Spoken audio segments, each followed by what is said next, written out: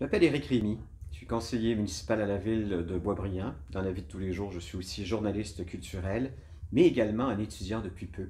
Oui, en centre de formation, l'éducation aux adultes, j'y suis retourné. J'étais un décrocheur du secondaire 3 et toute ma vie, je me suis targué d'être un autodidacte jusqu'au jour où je me suis aperçu que ça manquait. Ça manquait je vous dirais, à ma vie d'avoir cette formation-là. Mes enfants ont des études supérieures alors que moi, je ne les avais pas. Et je me suis dit un jour, je vais le faire. Et ce jour-là est arrivé l'année dernière. J'ai croisé ici, pas tellement loin de chez moi, un enseignant qui est dans un centre de formation à qui j'ai parlé. Et il me dit, Éric, c'est simple, va rencontrer notre conseillère d'orientation, puis tu vas voir si ça t'intéresse. Alors, j'ai été rencontrer cette conseillère d'orientation, qui est pour nous Geneviève Gauthier. Et après avoir discuté pendant, je dirais, une bonne quinzaine de minutes avec elle, je me suis aperçu que c'était une évidence qu'il fallait absolument que je complète mes études de secondaire.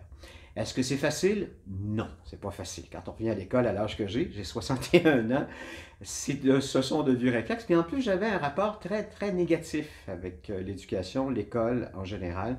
Quand j'ai quitté l'école en secondaire 3, alors que j'avais 16 ans, j'étais, je vous dirais, peut-être plus un mauvais élève, disons. Mais heureusement, c'est resté en moi. C'est resté en moi. J'ai toujours gardé ma curiosité. Comme je vous ai dit, je suis un autodidacte.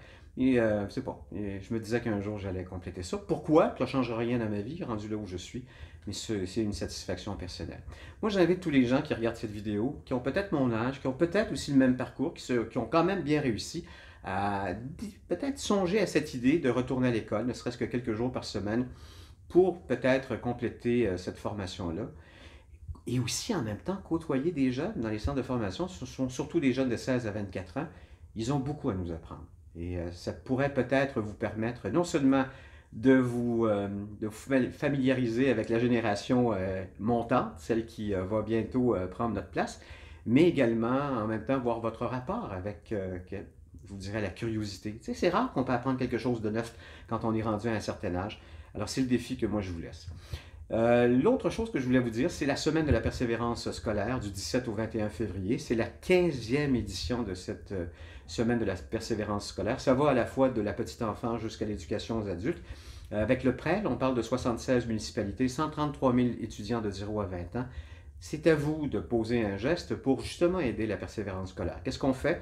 On va sur prel.qc.ca, on imprime un plus et ce plus-là, on peut le remettre à quelqu'un qui est justement dans un parcours étudiant, un parcours scolaire, et ça va donner peut-être un plus dans sa vie parce que nos gestes sont des plus pour la réussite scolaire. Alors n'oubliez pas, allez sur prel.qc.ca pour aller faire imprimer ce plus-là et le remettre. Et ensuite, prenez-vous en photo et mettez ça sur la page Facebook du Prel.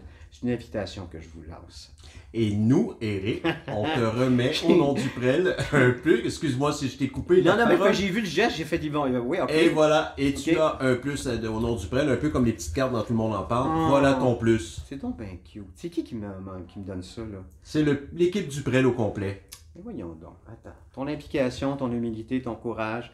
Merci pour les jeunes que tu aides à ta façon. Merci, le Prel. Ça fait plaisir. On lâche pas la persévérance scolaire.